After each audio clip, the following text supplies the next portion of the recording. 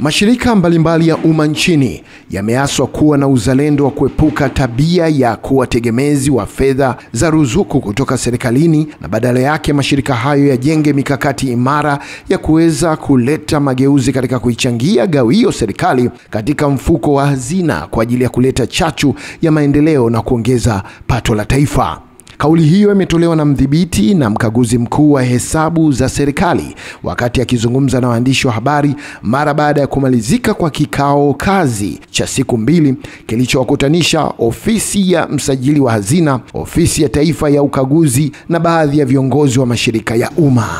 Mimi ndio mkaguzi mkuu wa serikali, ikiwemo serikali kuu, serikali za mitaa, bunge,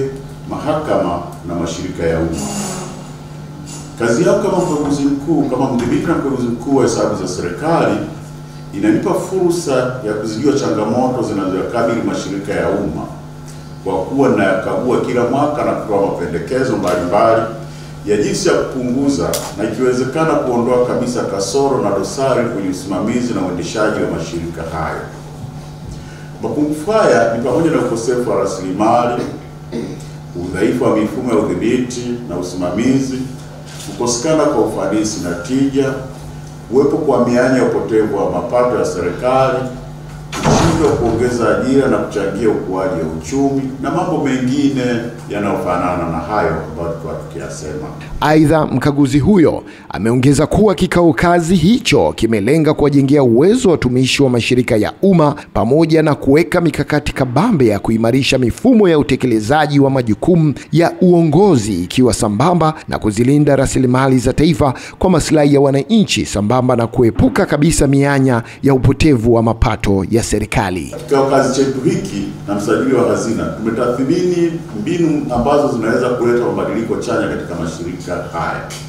Miongoni mwa mambo ambayo tuliyazungumzia ni pamoja na, kwanza, kuboresha mifumo ya usimamizi kwa maana ya governance. Tumejadiliana jinsi ya kuhakikisha kuwa mashirika haya yanakuwa na mifumo bora ya usimamizi na uongozi ili kuondokana changamoto za kiutendaji na kuhakikisha uwajibikaji katika matumizi ya rasilimali za umma. Pili, tumezungumzia katika ufanisi katika matumizi ya rasilimali. Tumejadiliana pia njia za kuhakikisha matumizi bora ya fedha za umma na rasilimali zingine ili kuongeza ufanisi na kutoa huduma bora kwa wananchi. Tumekubaliana kuwa ni muhimu mashirika ya umma kutumia rasilimali hizo kwa umakini ili zisaidie kuboresha huduma na kuleta maendeleo. Tunaamini kuwa kuna haja ya mashirika ya umma kupunguza utegemezi wa ruzuku ya serikali na kubadilika kutoka taasisi zenye kutegemea serikali, badala yake yawe yanatoa gawio kwa maana ya dividend wa serikali baada ya kuwa yametengeneza faida, badala ya mashirika yenyewe kwenda tena kuomba ruzuku kwa serikali. Tunategemea kwamba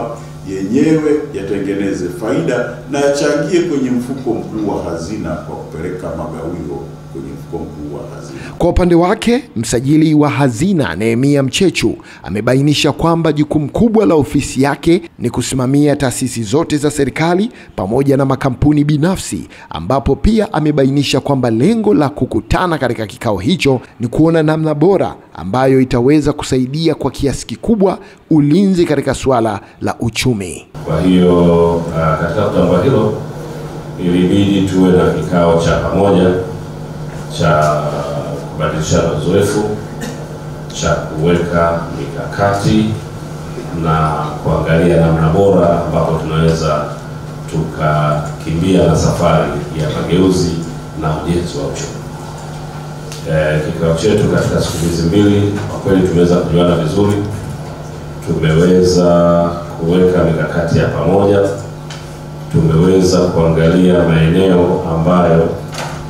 tukisimamia kwa pamoja tutaharakisha uimarishaji wa usimamizi wa haya mashirika ya umma ili yawe na tija kubwa sana kwa nchi na kwa wananchi, na tumejiwekea malengo ya nini kifanyike ndani ya mwaka huu, na tumeunda kamati yetu ya pamoja itakayoenda kufuatilia na kuyaweka sawa yale ambayo tumeyazungumza.